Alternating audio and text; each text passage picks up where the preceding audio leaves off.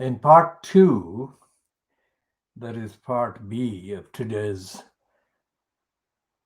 KhoodeelaarTV campaign, World Exclusive Diagnosis of Fleet Street, we discussed Karen Brady's column, so-called, in her name, and this one in the Sun on Sunday, which says, "Deprived kids are national scandal." Not the depriving of the children, but deprived children are a national scandal. And we mentioned the fact that she thinks that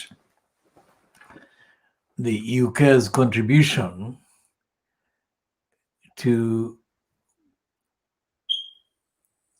the United Nations backed initiative to alleviate or help alleviate poverty in the comparatively poorer economies needs to be cut. That's what Karen Brady, or at least her name, appears to want to promote. So effectively, this is part of the narrative. It is one strand of the narrative against helping eradicate or even recognize the existence of poverty in mainly African and Asian countries.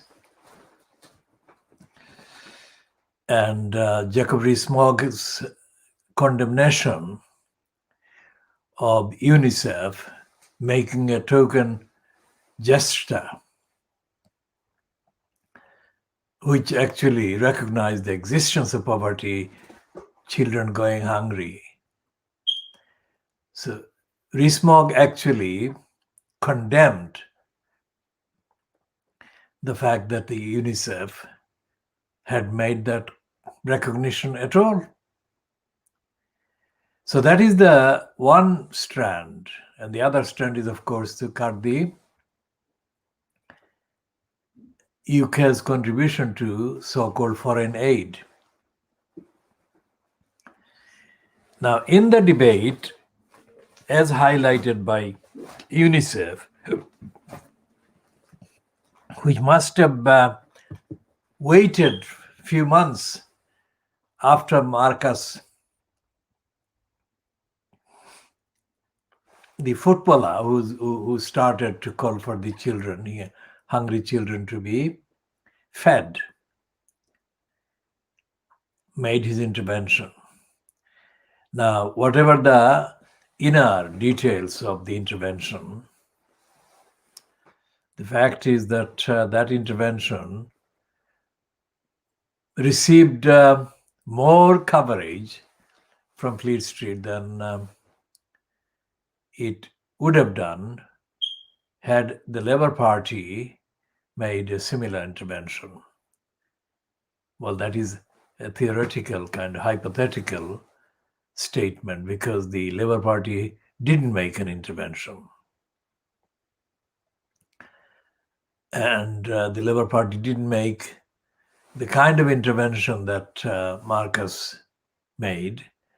The Labour Party made a ritual routine demand that didn't actually highlight the policy and the political and the ideological reasons for the perpetuation of poverty and hunger in this country. Now, most of the newspapers published from Fleet Street or called Fleet Street collectively ignore the events happening in local boroughs, local councils, or even in the capital city, so-called, of the UK, London, where the existence of the local boroughs. There are 32 boroughs altogether that make up Greater London. And all these boroughs are in one way or another involved, notionally at least, in delivering the services to communities covered by their boroughs. The services are centrally funded by the central government, especially on housing benefit and local housing allowance, which is the equivalent to the housing benefit. And the local housing allowance is paid by the central government, which is the source of the housing benefit as well, which is part of the welfare, so-called welfare service. Now, the newspapers are absolutely full of items about the pandemic, as has been the case for this is the kind of newspaper saying that Boris Johnson has cancelled the Christmas. They're full of headlines and full of stories about the pandemic. And the fact that this is a lockdown that has been heightened for London to tier 4, which is so far the highest tier, TIER, or level of lockdown, since the virus appeared in this country at the beginning of 2020.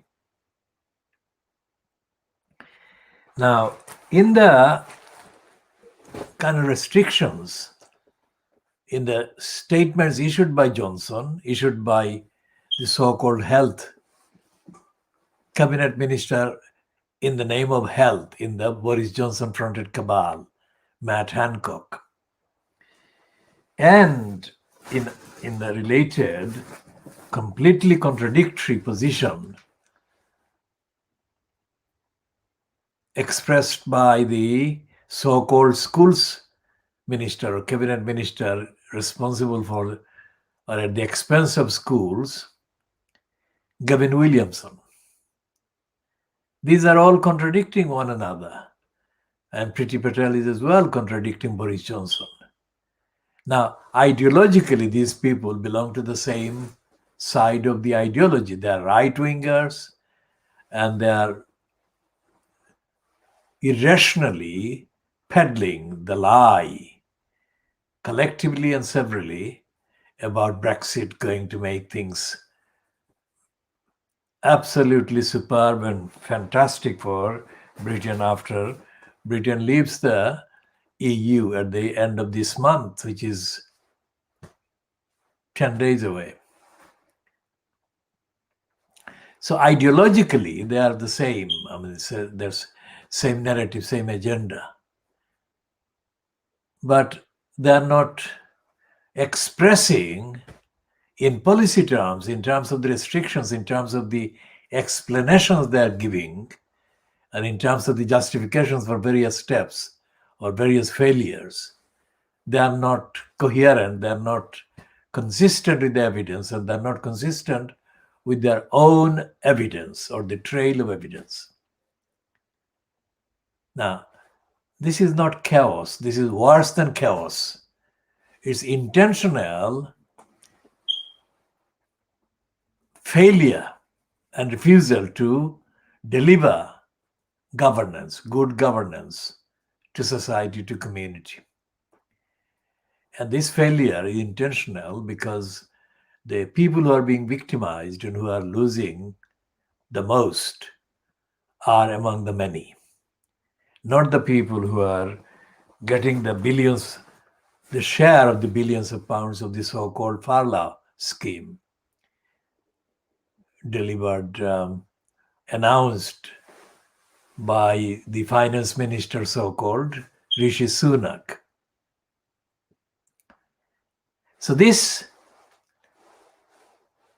deliberate, intentional negligence, failure, lack of care, and cruelty is not confined to this particular kind of epidemic or pandemic or emergency or whatever. Our campaign, the Khoodeelaar campaign, has been campaigning since December 2003 against the local Tower Hamlets Council and its failure, its negligence, and its corruption and its lying, collectively as well as individual members of the council. And we have chronicled over the last 17 years the key evidence of the failures and the negligence and the lying and the dishonesty and the lack of kind of representative behavior and accountability by the individual councillors as well as the collective council. And we continued to chronicle the evidence and they updated the ongoing kind of failures throughout the period up to the so-called election to the corrupt post of the elected mayor in October 2010. So we started in December 2003, 4, 5, 6, 7, 8, 9, 10. So we had 7 calendar years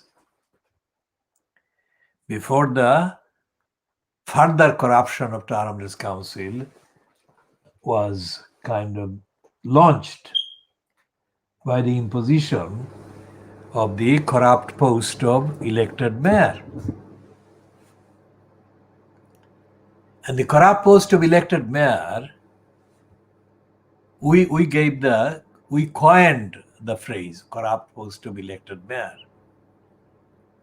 We coined the phrase even before this was actually imposed. And we did that for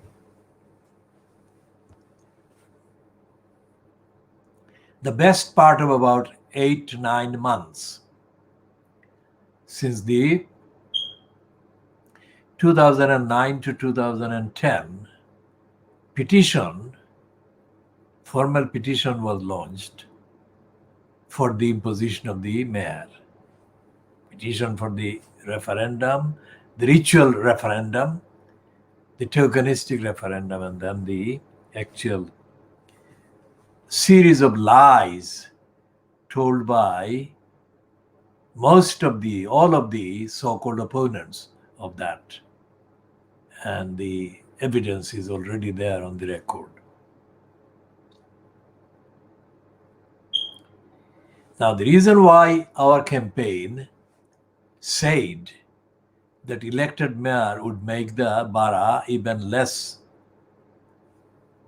kind of well served, if you like, by the local council. And the local council, as I said, is the main locally based, locally elected, so-called vehicle for delivering essential services to the local communities, for which service or services the local council is funded by central government. And there is no evidence that Tower Hamlets Council has ever been answerable to the local community. Part of the reason, the central reason, is none of the parties that have been involved in contesting the elections for controlling the Tower Hamlets Council, none of the parties has been publishing any manifesto whatsoever that remotely resembles a statement of commitment in accordance with the democratic and economic and social needs of the community. This was the case 17 years ago, and this is the case 17 years later. And in the 17 years, we have been campaigning for transparency, for accountability.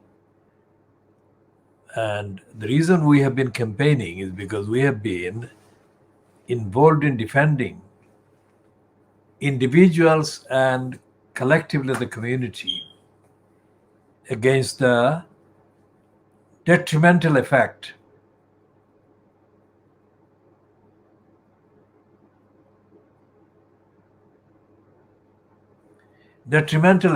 that lack of democracy, lack of accountability has on the lives of individuals and on the lives of collectively families and others in the community. One of the most scandalous, criminal, corrupt, and racist effects of the Tower Hamlets Council being unaccountable has been the degeneration of the community in Tower Hamlets. And by degeneration in this context, we mean a very disproportionate number of persons born and brought up in this borough with a Bangladeshi background, Somalian background, and other backgrounds, including some Pakistani. The number of Pakistanis and Indians in Tower Hamlets is relatively small, but we are including this categorization in order to get across the racist dimension of the failure. And what has happened in the borough, so the last 40 years, the main kind of Bangladeshi descended children born in the 70s, in the 80s, in the 90s, in the 200s, and since then, a large proportion, too large a proportion of that quote generation has been degenerated. That is to say that too many children, too many young persons born to Bangladeshi origin parents have no education or low education or the wrong education. These three categorizations actually amount to no education whatsoever. Because if they were educated, there would not be so many Bangladeshi born or Bangladesh origin young persons born in Tower Hamlets in criminal gangs and in lives of crime. And they would not be represented in such a large number in the statistics of crime, in the incidence of crimes, in the arrests for drugs and all the other things. Talking about arrests of drugs, that is also not adequately done.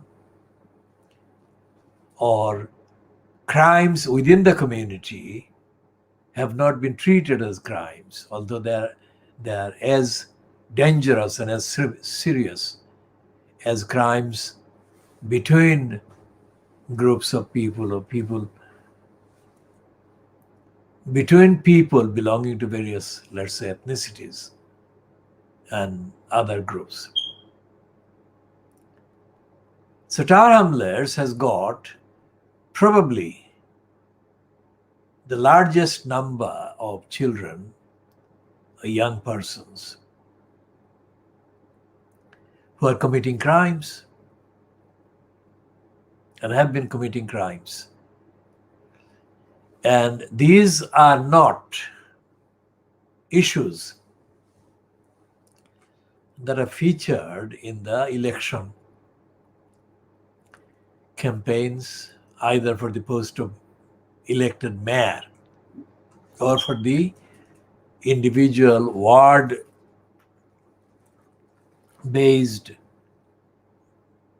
posts of councillors, or indeed for either of the two parliamentary constituencies for House of Commons. Now the picture gets even worse when it is noted that both the parliamentary seats are Labour Party controlled. And Tower Hamlets Council has got the highest number of Labour Party members who are councillors, elected councillors. And the elected mayor is, of course, also Labour Party member. So this is too much for any democratic accountability to be even recognized as an urgency that needs to be established. There is no debate for democratic accountability, and there is no real prospect of democratic accountability being delivered to the people of Tower Hamlets by Tower Hamlets Council, or by the two MPs, or by the one sole member who represents both Tower Hamlets and Newham, and probably some other parts of East London on the Greater London Assembly, Unmesh Desai. So these are all Labour Party members, which creates the impossible situation where the elected post holders are getting away with their version of endorsing, their roles in endorsing, and their personal complicity with the agenda of denying the electors in Tower Hamlets accountability. What that means is that the Tower Hamlets Council's various service duties are not delivered, are not served. And Tower Hamlets Council makes every week hundreds of decisions affecting people's basic incomes, basic welfare, basic housing, basic so-called safety in their community. And none of these decisions is subject to any real scrutiny, let alone rigorous scrutiny by any democratic forum, including by the elected councillors in Tower Hamlets.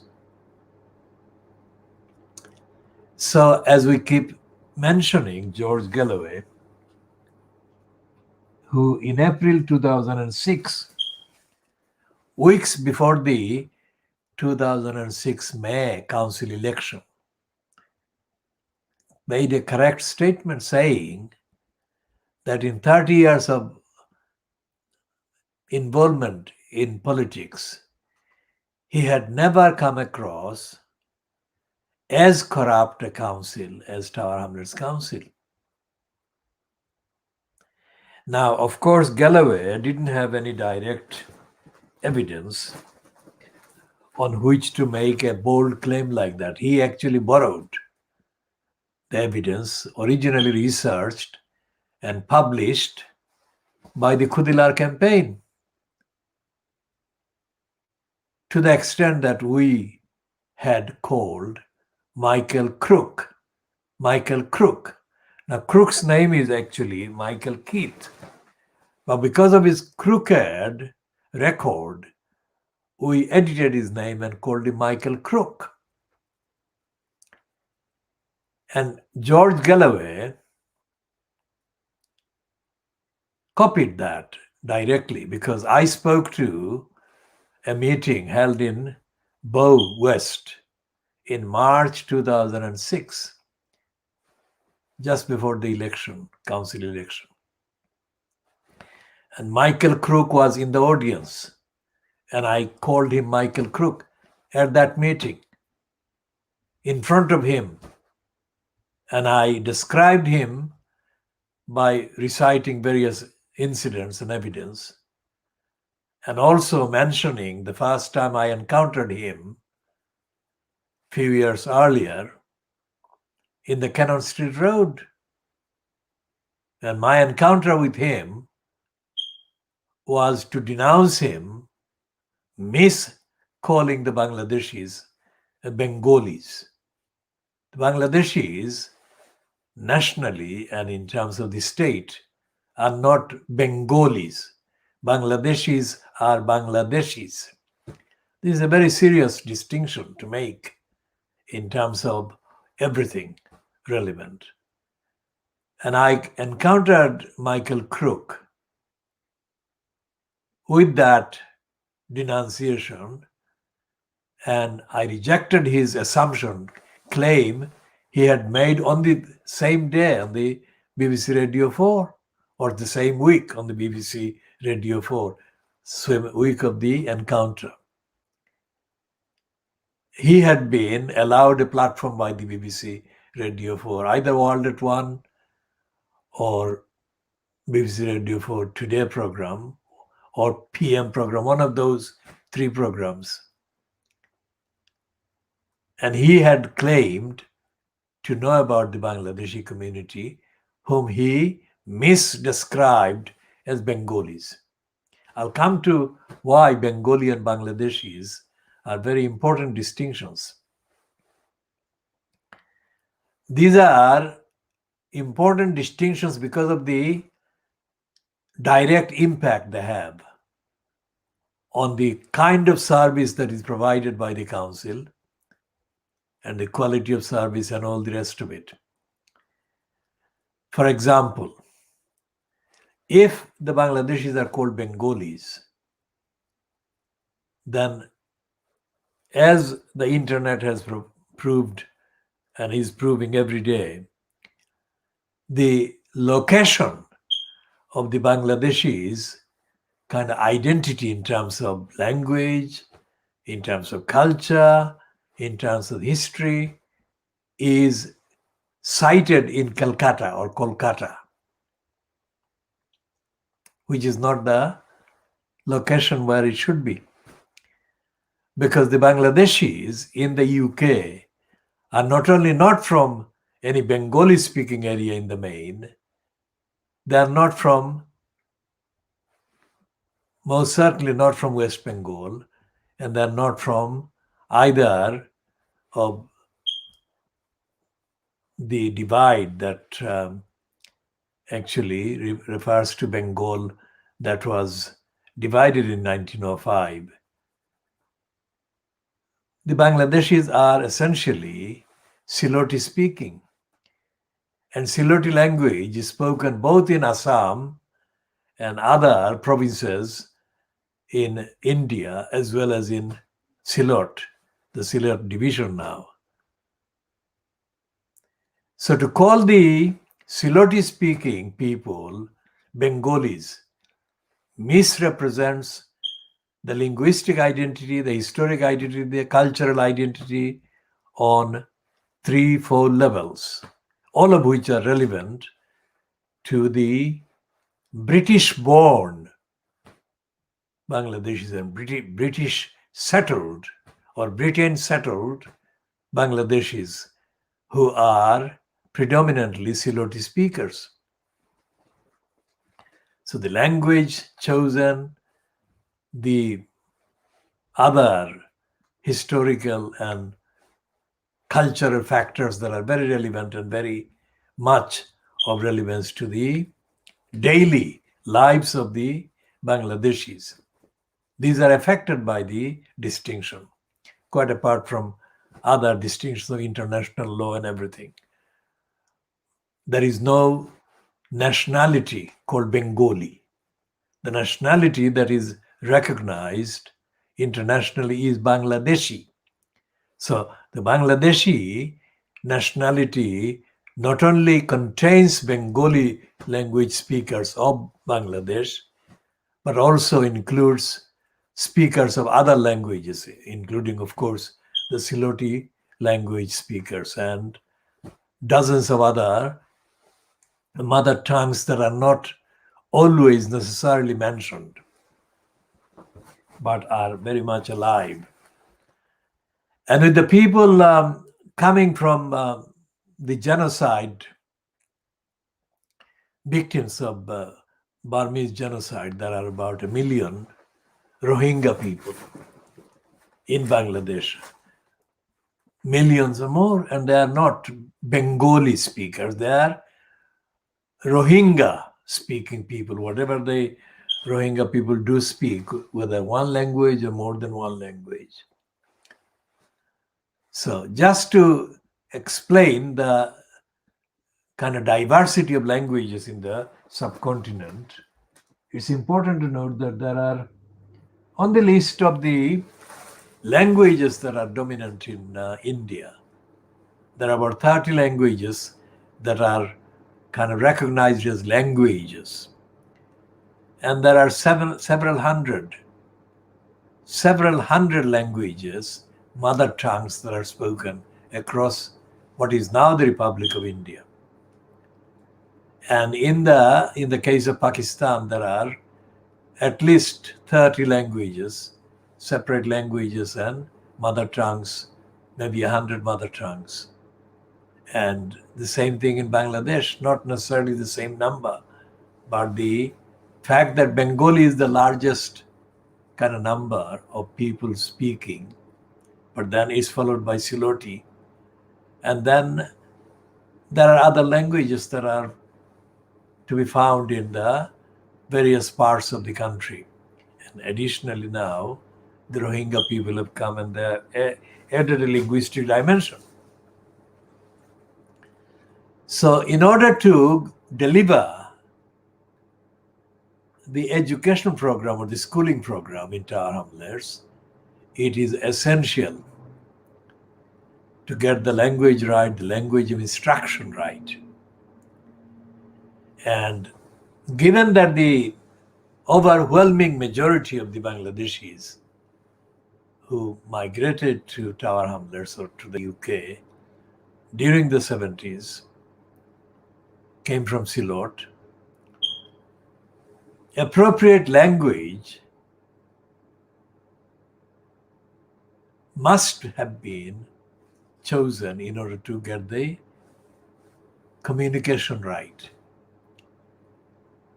And nearly, 40 years later, that communication has not been got right by Tower Hamlets Council. And one of the reasons was when he became leader, Michael Crook distorted the truth and imposed an agenda to misrepresent the Bangladeshis as a part of the Kolkata-based culture and language and history.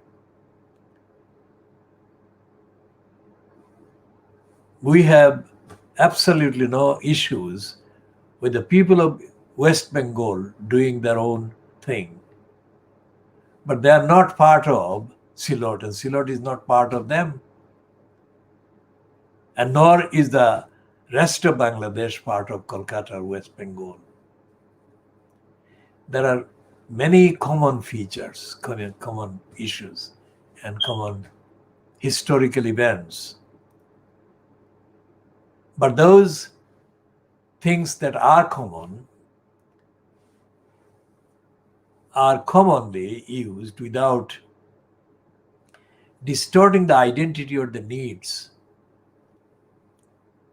of the rights of the people. Let's say the example of the Google translation service. Google Translate is built on vocabulary that has been fed into the Google system by Bengali input based on Kolkata. Quite apart from the general problems of the Google Translate that affects all the languages that are covered in the Google Translate. This actually completely screws up the Bangladeshi dimension, which is the majority in terms of the number of people speaking Bangla in the Bangladeshi part.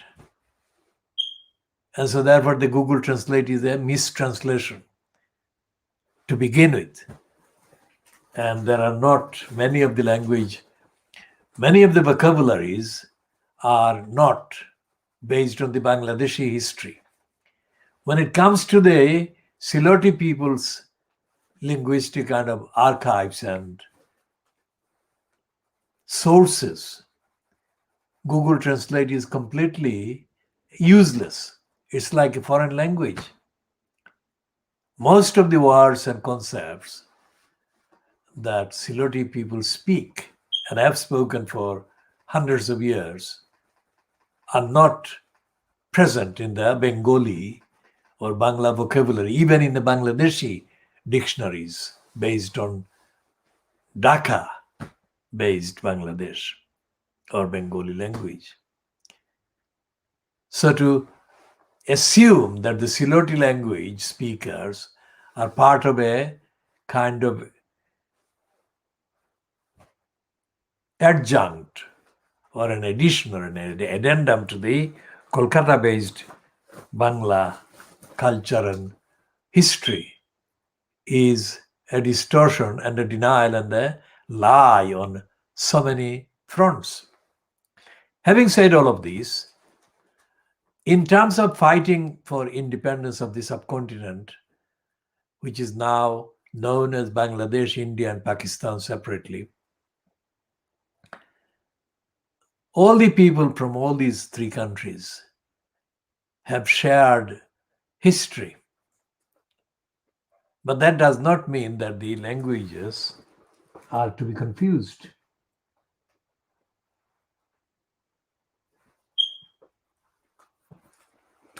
When Michael Crook abolished the language service, translation service in the council, he did not explain this. And all the elected Bangladeshi councillors didn't take him up on this.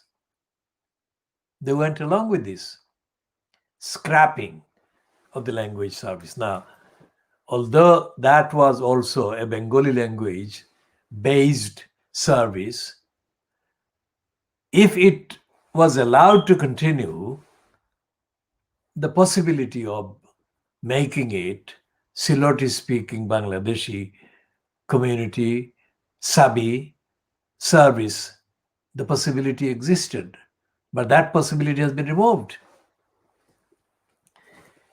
Now, this is a very clear example of how Tower Hamlets Council has been unrepresentative, unaccountable, and dangerously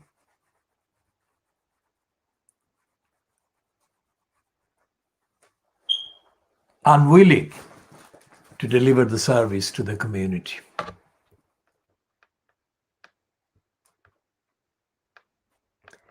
And we shall look at the list of things that have been going wrong in the council. Although there is Tier 4 lockdown in effect from this week,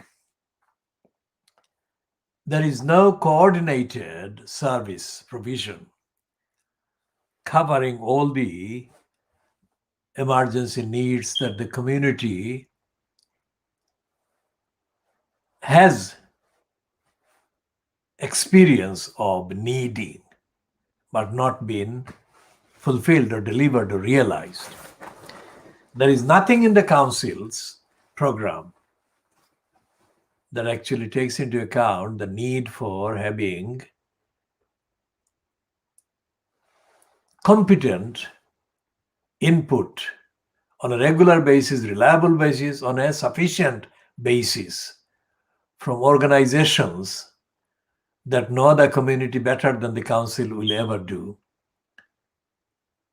And the Khoodeelaar campaign is part of the movement defending the community in the East End of London.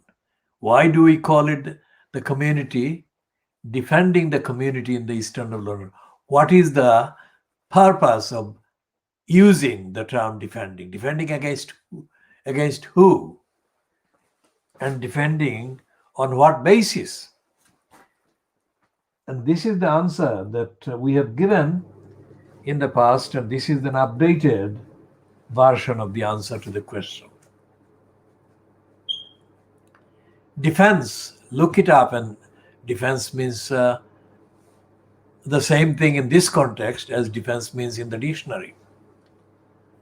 Defense is to defend the identity existence and also defend from the attacks.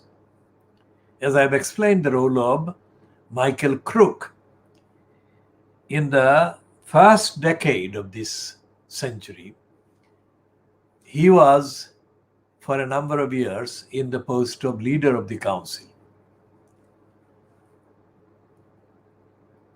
And the elected Bangladeshi councillors that were in post at the time as councillors, they were lacking in the abilities, literally the abilities to even notice what was going on, let alone the willingness, let alone the courage to point out the wrong things that were being done by Michael Crook. One reason I have said that they were themselves not properly, let's say, schooled, and they were not, their literary standard or the literary abilities were limited. Having said that, even if they had the kind of literary skills to notice some of the basic things that Michael Crook was doing wrong, they would not have confronted him, and they didn't. We're talking about 17 years of the campaign that we started in 2003. When Michael Crook was a leading councillor, let's say. So we have 17 years from the Khoodeelaar campaign, day-to-day kind of evidence of Tower Hamlets Council failing the community.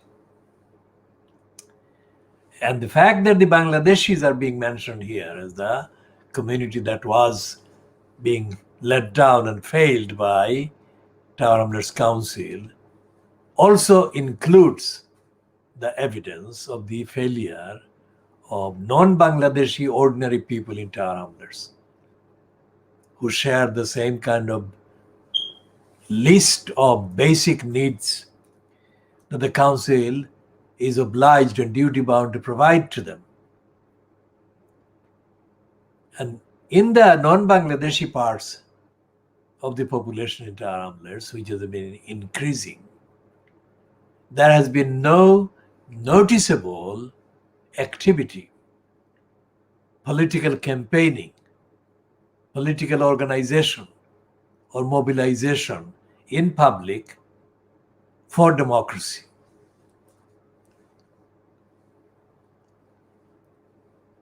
So I am saying that the Bangladeshi community has been misrepresented by elected councillors whose election mainly has been possible because of the existence of Bangladeshis in the electorate. So these councillors have been silent for 17 years. And the non-Bangladeshi councillors have been silent as well. And the silence by both groups or categories has been totally persistent about lack of democracy, lack of accountability, lack of answerability, and lack of integrity and honesty by the local council.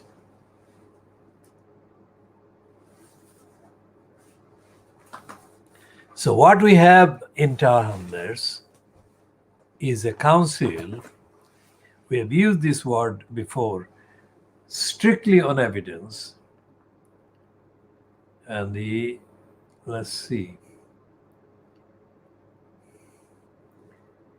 we said, This is the word that we have used before.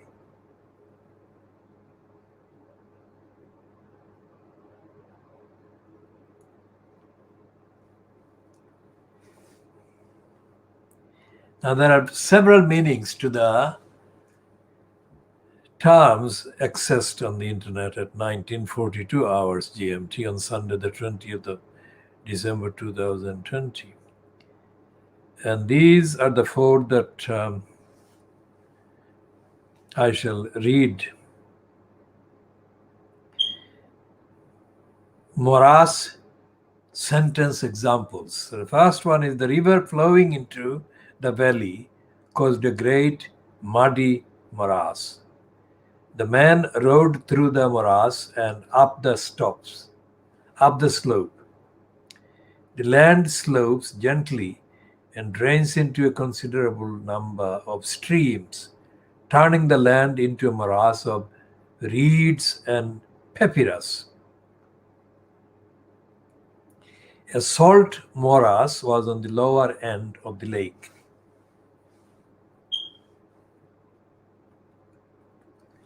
So the morass is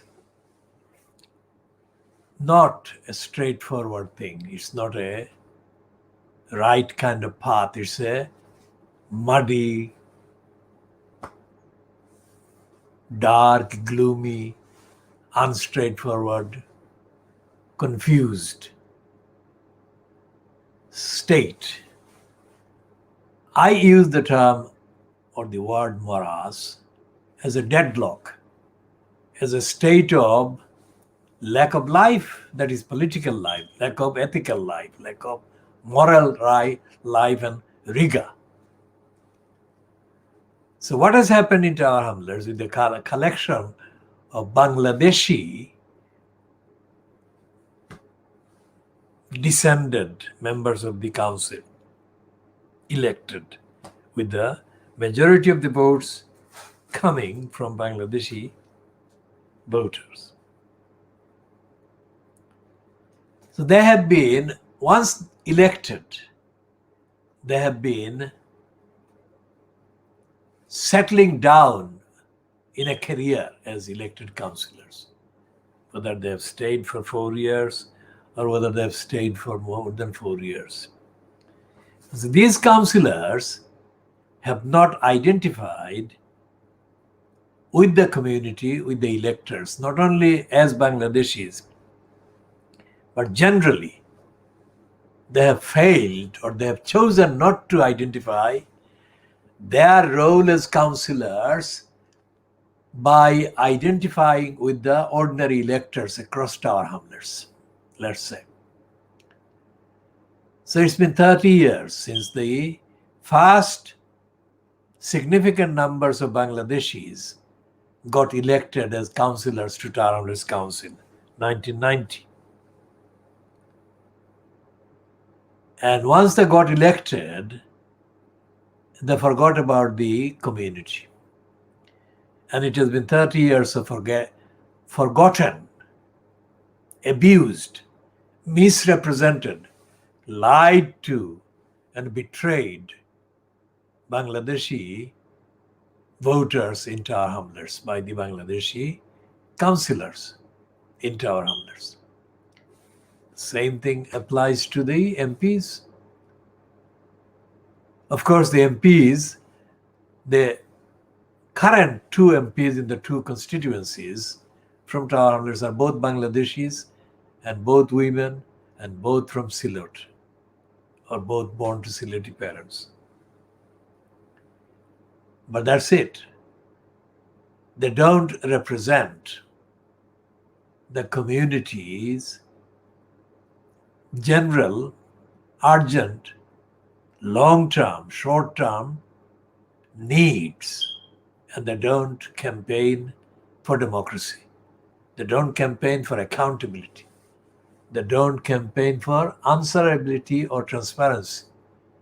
And they don't most certainly campaign for an end to corruption. In fact,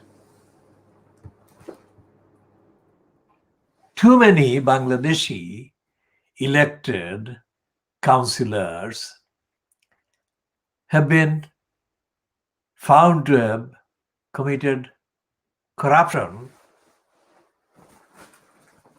and the main area of corruption that they have been convicted of is housing fraud.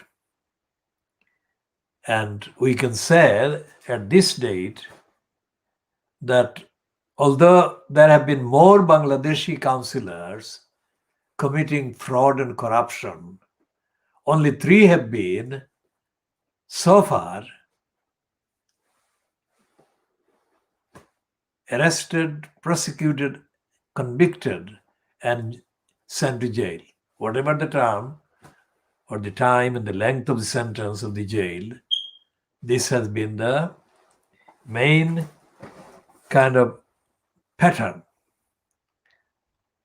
Now, if even one councillor was arrested and charged and tried and convicted and sent to jail, that would have been a very serious kind of betrayal and very serious kind of defect in the system, that the councillors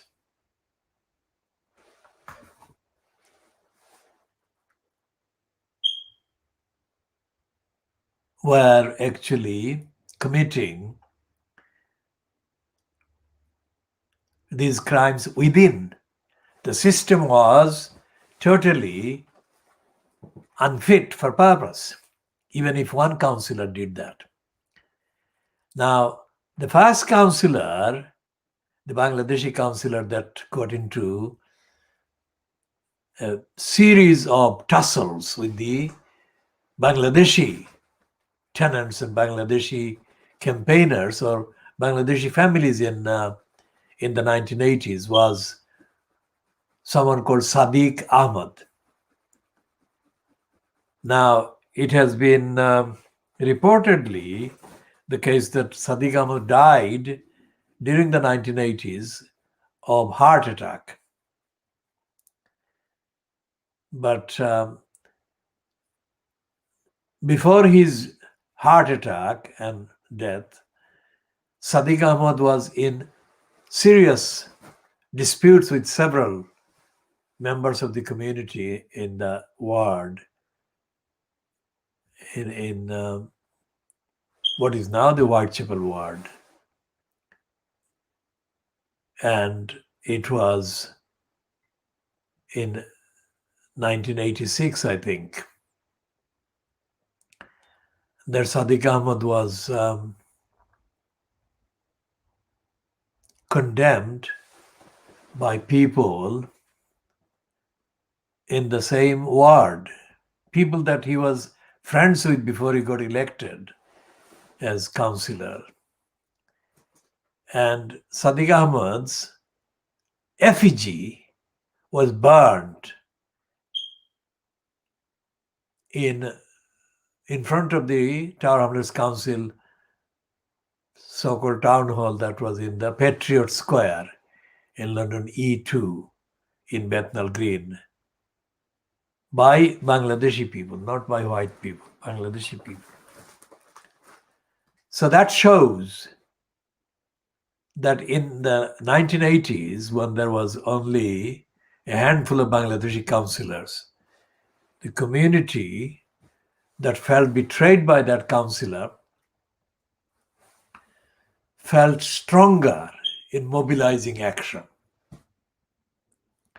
And whether Sadiq Ahmad expressed any kind of remorse for his betrayal of the community, obviously is not accessible at this time to us, if he did. But Sadiq Ahmad was somebody that I had in my group. I taught him what I could, because he didn't have a proper kind of schooling before he came to the UK.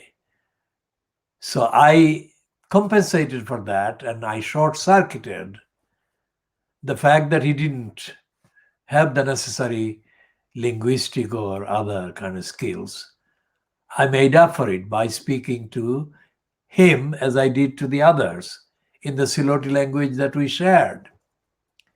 So that's the point I made at the beginning of this particular analysis about language.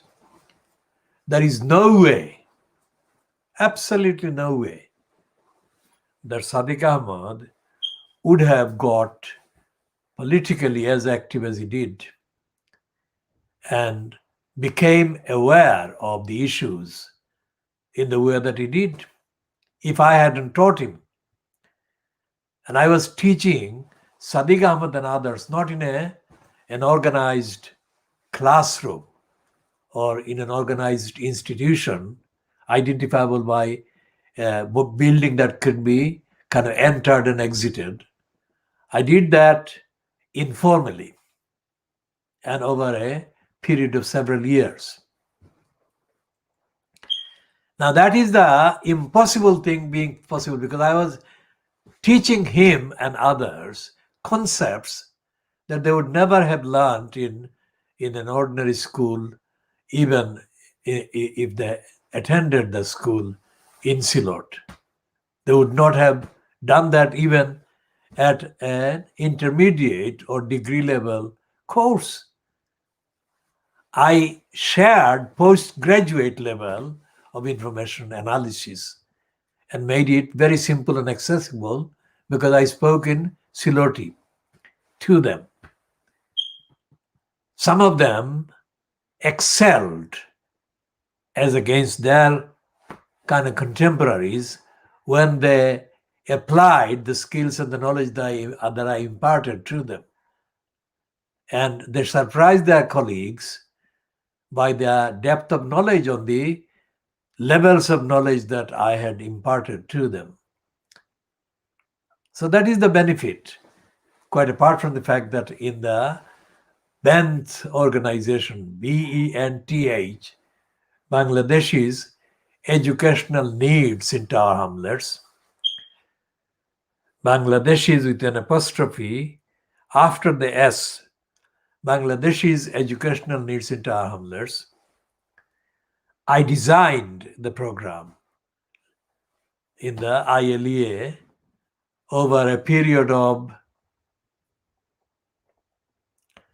say, beginning of 1983 up to the end of the ILEA's life when Margaret Thatcher scrapped it. Now, including the historic achievement of getting the Siloti language recognized as a language across London by the Inner London Education Authority. And the man who announced the confirmation of his learning about the Siloti language and is being convinced of the status of Siloti language as an independent language by my tutoring him was a man who chaired the schools committee. Barry Stead, B-A-R-R-Y or B-A-R-I-E, that can be checked. Barry Stead, S-T-E-A-D. Barry Stead was a member of the Inner London Education Authority from Fulham area. And it took me at least a good 3 years before he accepted the Siloti language was a language in its own rights. So in the Inner London Education Authority, where I had been a member elected by the community in October 1982, I took on the ignorant structure and ignorant people and experts on the ILEA about education and about Inner London education and Inner London inner city education, and also about the racist history of imposing unsuitable schemes and syllabus and curriculum. So all of these work I did just to show the measure of the magnitude of my work, the ILEA had to appoint at one stage, about 2 years, 4 separate typists to cope with the volume of dictation that I was giving to them over the phone. Nobody else had even one dedicated typist for that dictation because they didn't do any work. And I did the work which would have required or would have represented, would have equaled about 10 separate members of the Inner London Education Authority.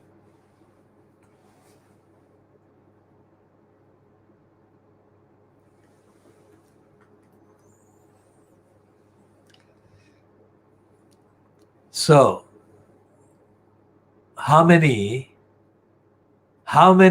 Inner London Education Authority or how many local council wards or how many parliamentary constituency could match the work that I did in the years, let's say starting January 1982 to 83,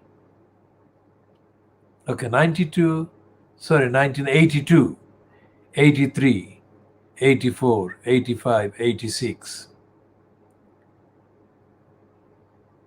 I think it was 6 calendar years that I worked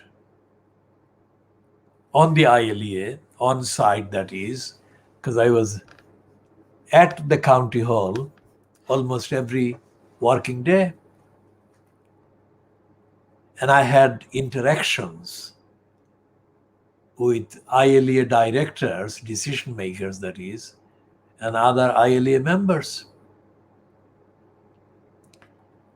And as a result of my work, I transformed the perceptions about the quality and the level of contribution that people of African and Asian origins were capable of making to the work of the Inner London Education Authority.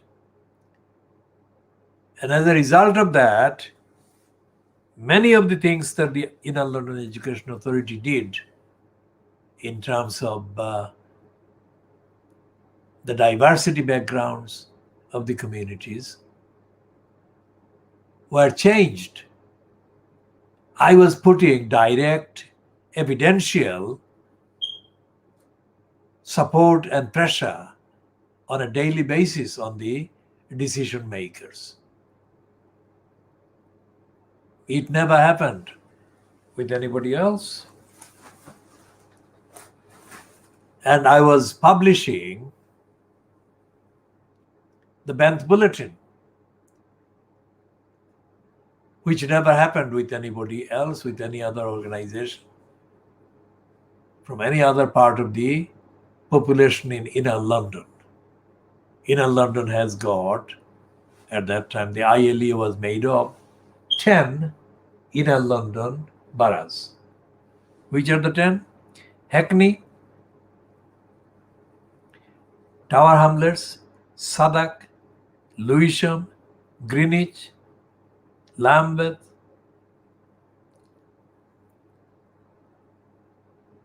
Islington, Camden, Westminster, and I suspect the little part which is the City of London, which is the City of London, that is Corporation of London. But I can check that and I shall update this particular segment in due course.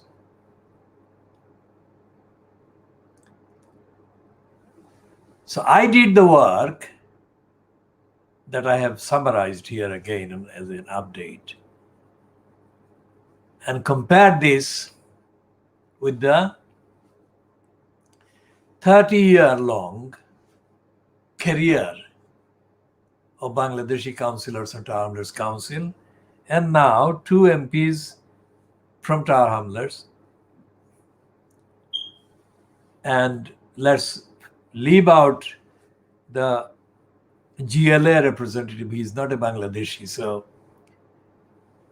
although he's relevant, he's not relevant in the context of the community's direct input into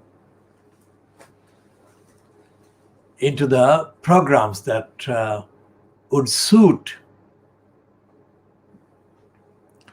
best suit the actual composition, linguistically, socially, historically, of the Bangladeshi community in Tower Hamlets and in inner London. As a result of my work in the production and the writing and the design and the research for the Benth Bulletin, it was quite a quite acknowledged part of the Inner London Education Authority's kind of diversity involvement throughout that period since the start of the Benth Bulletin in May 1983. And I wrote and I typed and did everything in the flat or in the house that was based in New Road in Stepney, without any proper desk, without an office, sitting on the edge of the bed. Now, if you look at the contents of the work, the quality of the work, and the kind of permanence and the relevance that has outlasted the Inner London Education Authority now, you could see that the work that I was doing on that kind of level in those years equaled the work of the entire council or entire education authority. Because I challenged so much that was wrong in the ILEA, they always looked for excuses. And they looked for kind of pretexts because they could not directly counter my argument, my evidence. So they looked for excuses and pretexts which they could apply to undermine my argument and evidence. And this is a pattern that was exhibited years before that when I was involved in the East End News cooperative that was promoted by the so-called left faction in the National Union of Journalists. And this East End News was based in Victoria Park Square off the Bethnal Green tube station and Cambridge Heath Road, off Roman Road as well. When the racists or the imperialists came across somebody with my background, my, let's say, diversity background, they assumed a series of wrong things. First of all, they were racist and they were not used to being taught anything intellectually by somebody from African or Asian backgrounds. That's a vast shock.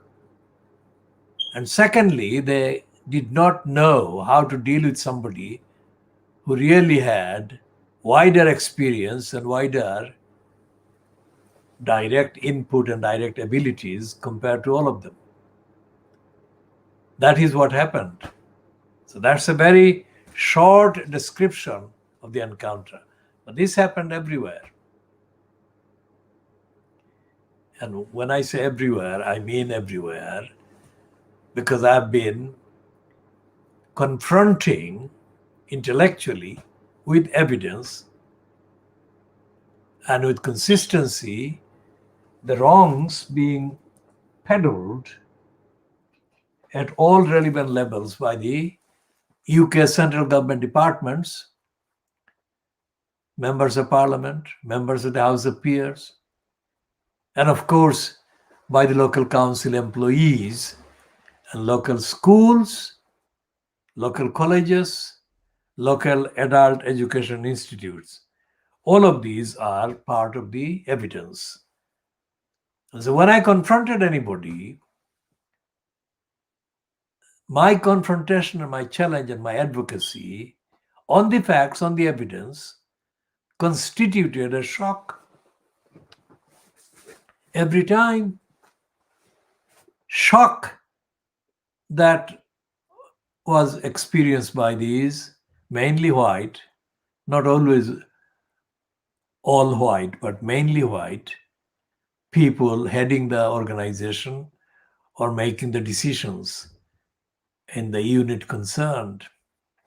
Now that started, let's say, at two stages. It started in the early 1960s. I was not based in London in the early 1960s, but I was defending the community in the East End of London from the early 1960s. And the pattern has remained the same. When I arrived in London, I did travel by British Overseas Airways Corporation, or BOAC plane. That just gives the indication as to when I came here. And I had a man sitting. I was near the window. I sat on the near the window, and the man sat to my left on the inside. He's a white man, and all throughout the trip, all the way, he maintained a monologue telling me everything that I could kind of imagine plausible in his thought against my taking part in any political activities when I got to London. I never knew this man, and this was something he introduced. He volunteered, and he said that he had worked normally with a British company or something in the Southeast Asian country. Either he worked in Thailand or in Singapore, or at that stage even in Burma. And I had not sought to talk to him at all.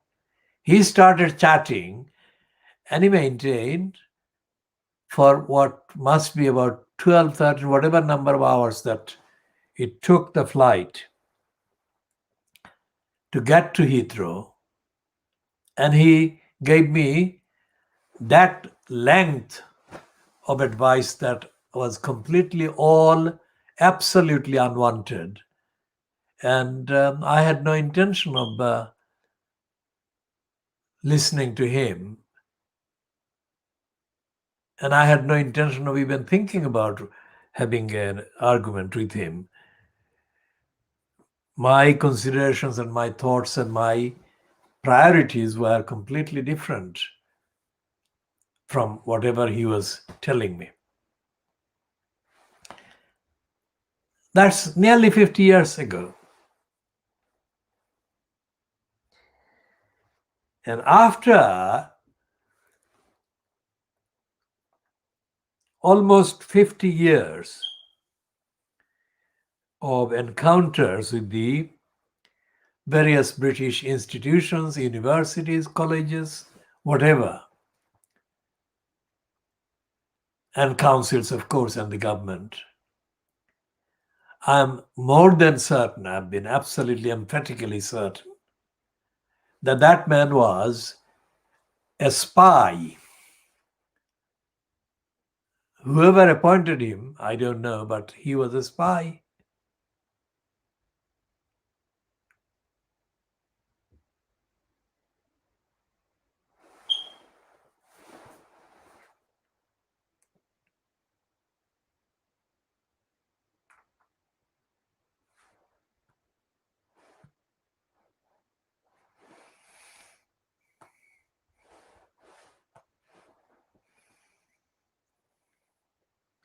So none of these things that I have been encountering and expanding on and talking about is found in the papers. For example, this collection, this is such an overrated paper, the Mail on Sunday and the Daily Mail Group. It is looking plausible, isn't it? Will this nightmare ever end? They're talking about nightmare on the sun on Sunday and also in the Mail on Sunday. And yet they don't give the information as to what is constituting the nightmare. And they don't do that because both the Sun on Sunday and the Mail on Sunday, they represent perpetuating the agenda that is in denial. So, for example, I've got a list in here.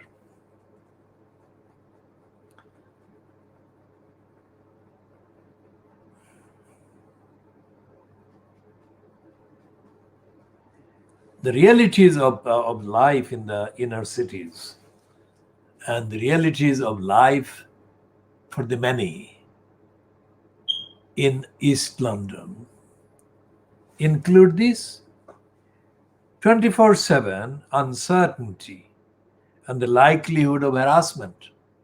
Now, this one links to the last one of the eight item, if you like, list. Council estates are sink estates. And then Townless Council in wanton denial, the police in wanton denial, the courts wanton denial, regulators wanton denial, councillors and MPs in wanton denial, so-called voluntary bodies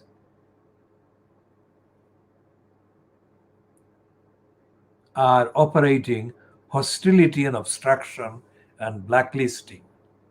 And of course, the final one is the council estates are sink estates.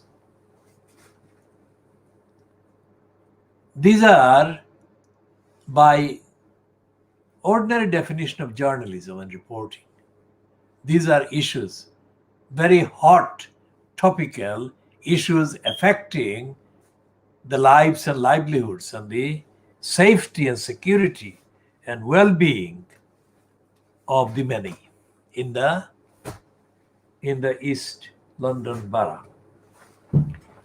So, for example, when I decided to organize this Khoodeelaar campaign against the Crossrail hole, I had not done any kind of planning to decide to launch this campaign. As soon as I became aware of the plan, Crossrail plan, to the extent that I became aware from reading the internal memos of the Labour Party at that time in Townless, it didn't take me long.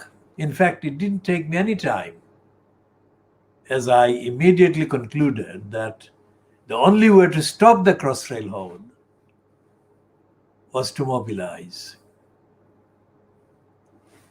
Mobilize a campaign against the local council, not against Crossrail. But this was the thing, this was the strategic conclusion that I made immediately. And of course, I was doing that by talking with K. Jordan. And I told K. Jordan, and K. Jordan agreed with me instantly, that we shall make the life, political career, the political career of anyone responsible for allowing the Crossrail idea, Crossrail whole idea, to be given any credibility. We shall make their political career untenable. That is what I decided, and that is what K. Jordan agreed with me about. And all the details we shall be updating on in due course, of course, but the main general kind of push, spelled P-U-T-S-C-H. And the push, I'll look up and I'll see what word I'm using, what it means.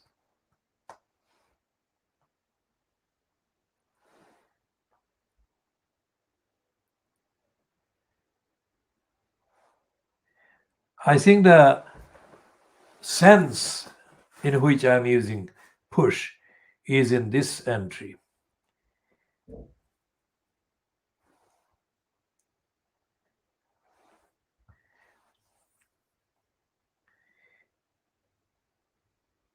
It's the political use of the push, P-U-T-S-C-H, is the removal of an existing government from power, usually through violent means. Typically, it's not appropriate to what we did and what we plan to do, because we didn't have any plan to use violence.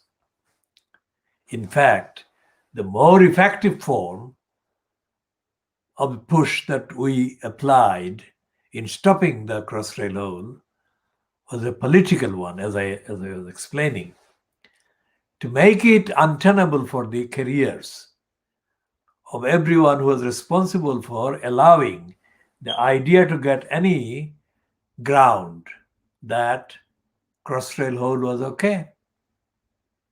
And we made it impossible for them to think that. But by the time we had finished with them, they had lost some very significant career points. And those who lost included Michael Crook, included Abbas Uddin Elias Helal, to name two of the leaders, in succession, of course. Now, what I had done in the Inner London Education Authority, what I had done in 1992 in defending the parent governors of this Stratford school, and what I was doing elsewhere in other campaigns, had all of them became effective campaigns for one reason and one reason only. And that is that I did not do any of those campaigns as part of a career move by myself. In fact, I gave up all the career options and opportunities in order to do the campaigns. Because to do the campaign and also have personal career benefits would be incompatible, would sink the campaign, because it would have conflict of interest in the widest possible sense that I understand conflict of interest to be. It would have exposed me correctly to factual allegations and accusations that I was somehow promoting myself by jumping on a bandwagon, which wouldn't be truthfully a bandwagon because I had created the bandwagon myself. But that would be the accusation. People who would want to accuse me of jumping on a bandwagon would not have either the necessary morality or the necessary ability or the skills to see the difference. So I spared them the details and the ordeal of having to learn the truth and to do the rigorous research and investigation. And these are the most contemporary, currently relevant observations that can be made about all the campaigns that I've been doing. And none of the Fleet Street media has been anywhere near seeing or showing any interest in seeing what was going on. Talking about Archant, Archant. Archant is the name of a company that still controls the significant number of local papers in and around London. It's based in Norwich, but it controls local papers. In the context of Tower Hamlets, it acquired ownership of Tower Hamlets, what was the East London Idiotizer, and now controls the Idiotizer, the Hackney Gazette, and the Newham Recorder, to mention the three most immediately relevant East London weekly titles, so-called. They're weekly, but they're not bought by people in the shops. They mainly serve as online items, but the print run is very small, and the printed copies are given away, let's say, in the main.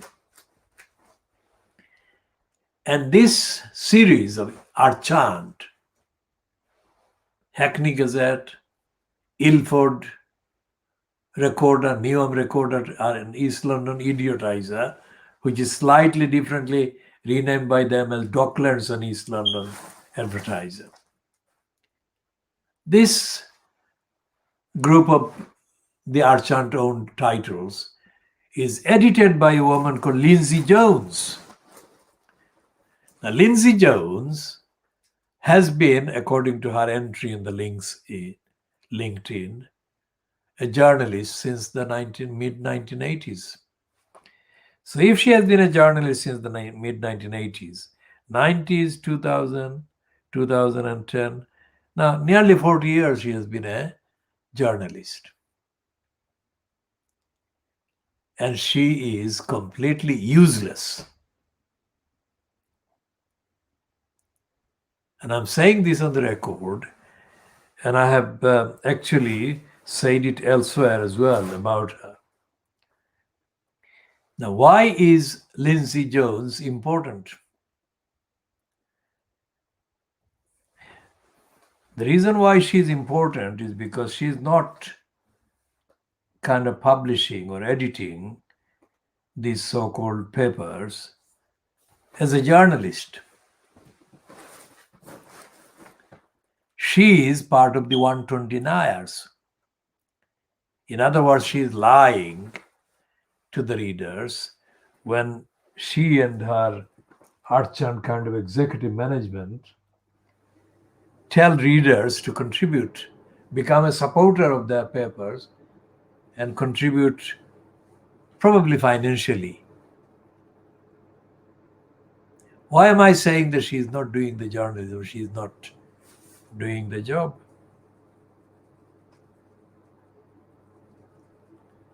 Because Lindsay Jones has actually been around. She was not editor before, but she is editor now, but she was around within the East London area. Throughout the length of Robin Wales's incumbency as the elected mayor at the expense of Newham, and at the expense of the people of Newham, in the name of the people of Newham. And she was aware, or she ought to have been aware of what wrongs Robin Wales was doing in the name of the Newham people. And there was no evidence of Lindsay Jones being a part of any investigation into the wrongs that Robin Wales was doing.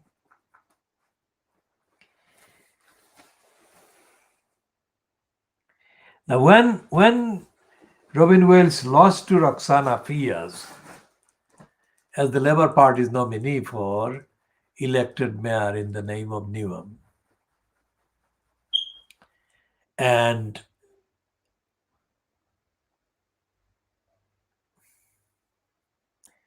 Roxana Fias began to make claims after she got in May 2018 as the mayor of Newham at the expense of Newham,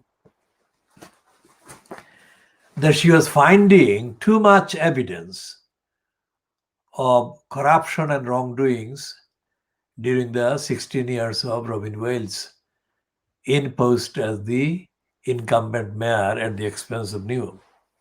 And she was making series of claims about, she used the phrase previous administration.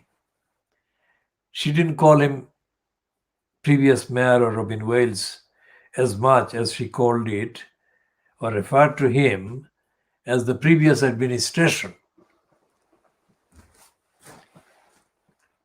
The councillors elected in Newham, which is a one-party state because all the elected councillors belong to the Labour Party, as they have done for all this time.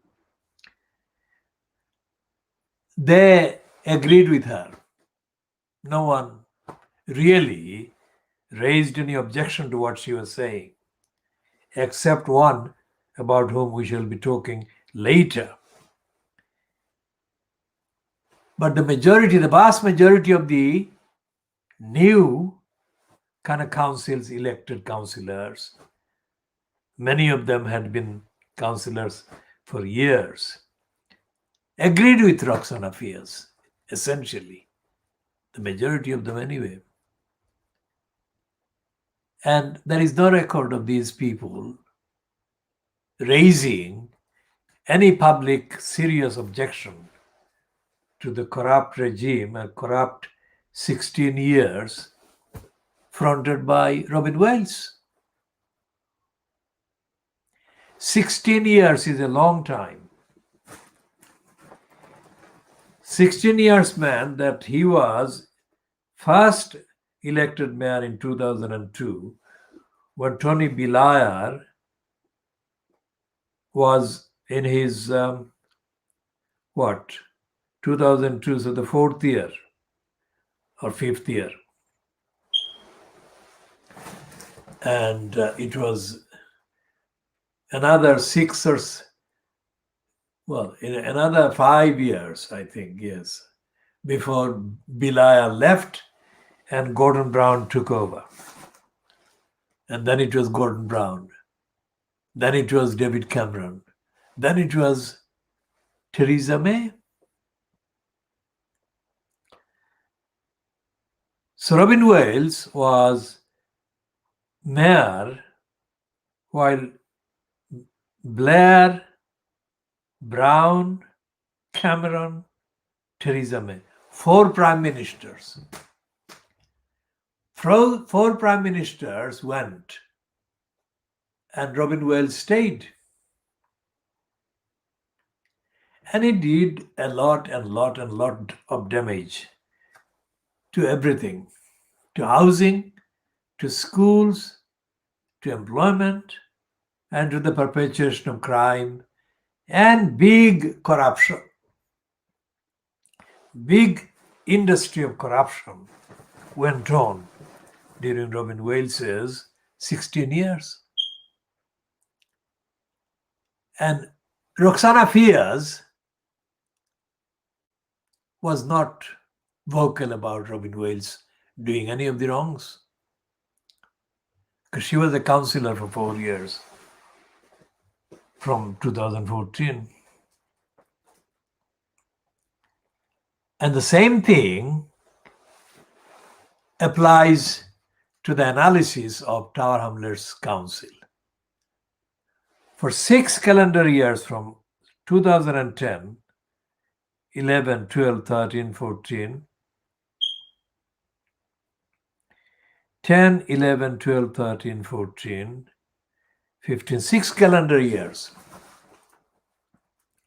From 2010 to 23rd of April 2015, Lutfur Rahman was the incumbent as the elected mayor, so-called, at the expense of Tower Hamlets. Not a single councillor made a serious, sustainable allegation against Lutfur Rahman on the floor of the council, on behalf of the community, about housing, about corruption, about the lack of accountability by the crooks in post in the Tower Hamlets councils, decision-making posts and positions. I distinguish that absence from the contents of the Andrew Gilligan-fronted Channel 4 Dispatches program aired on Channel 4 on the 1st of March 2010, in which Josh Peck was seen as making critical comment about Lutfur Rahman. Having said that, that was a joke. What Josh Peck did went nowhere near the evidence that Josh Peck knew could be applied publicly and spoken publicly against Lutfur Rahman. But he didn't. Nor did Andrew Gilligan, despite the fact that Gilligan's program was overhyped by all the wrong people, that is the racists, the anti-Muslims, who hyped it up to the stratosphere. They called it the Islamic Republic of England or Britain. That actual broadcast is not available directly from Channel 4 online, nor is the John Ware fronted Panorama, BBC Panorama program available online either. And there is no transcript of the BBC Panorama program that published some critical comments about Lutfur Rahman. So there is not only are there not elected councillors doing their job, opposing corruption, pointing out the corruption of Lutfur Rahman and the corruption of Robin Wales, even the so-called media that was supposedly being critical and investigative failed in their original contents, the original broadcasts, to report the even 10% of the truth about the corruption, the depth of corruption the Tower Hamlets Council and Neom Council actually were engaged in. And what they did was hype up the prejudiced phrases and words. And it is absolutely important to point out that this program is called World Exclusive Diagnosis of Fleet Street. What we are doing here is not only diagnosing the Fleet Street printed papers, but we are diagnosing the BBC, Channel 4, and the MPs and the councillors as well. This is not available anywhere in any review of any newspapers anywhere in the world, as far as we know. If somebody knows that there is a similar or comparable one going on anywhere in the world today, we shall be most interested in seeing the evidence that that is the case. Otherwise, we assert that the work, the strategy that has been applied in the campaigns that I've mentioned has also wanted or needed or warranted, demanded the use of serious quality and quantity and the consistency of funding. So where did the funding come from? And to what extent is that translatable to being more, worth more than the combined, reported, published wealth available to Jeff Bezos, Mark Zuckerberg, Bill Gates, Elon Musk, as of this date today? And the short answer, which we have given in various forms before, is uniquely arranged by the movement defending the community in the east end of London. We did not, and we do not seek donation from the public or donation from private people either. The only transactions our movement has had with any individuals in the last nearly 60 years is the transaction of token sums of money made available to us to cover thousands of the costs that we incurred in helping individuals. But that is nothing as compared to the actual resources that we have used. And the kind of formula that we have applied is what is called the David Panic formula of costing. Let's say on the same amount that Panic charged the Manchester City Football Club when he took their instructions to help them overturn a ruling made against their club by a European regulator. David Panic charged £20,000 a day. And our work exceeds David Panic's work by several kind of layers or folds. So in truth, we shall still be understating if we say that our contribution has been and is worth 5 or 6 times that of either Jeff Bezos' daily income or Zuckerberg's daily income or Bill Gates' daily income or Elon Musk's daily income. That is to say, all of those would have to combine their equivalent of daily incomes and have to find more in order to match the quality and the quantity of the contribution that our movement makes every day.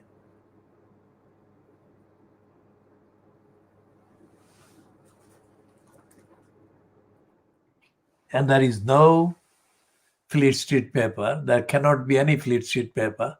There cannot be any British broadcasting or American broadcast or the news agencies that are operating, have been operating for a very long time, like the AFP or the Reuters or the American Associated Press, which is the main kind of outfit in the USA that compares with the Reuters or the AFP. So why have we created this formula and this measure? And what is the basis? And the answer is that the people that have been benefited from the philosophical, radical, evidential introduction of analysis, original analysis and diagnosis by us, which has been created absolutely afresh by our movement. The people who have been benefiting from this expose every day would number hundreds of millions of people.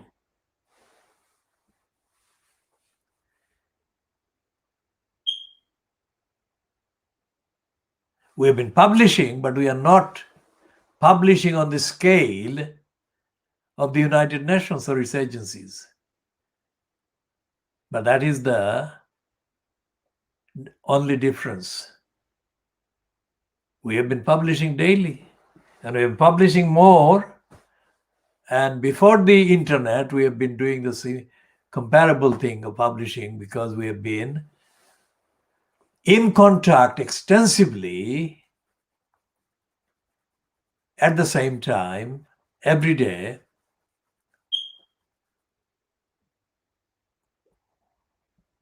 with more than 10 big entities and corporate entities. And we've been consistently articulating in the same way that we have been doing here.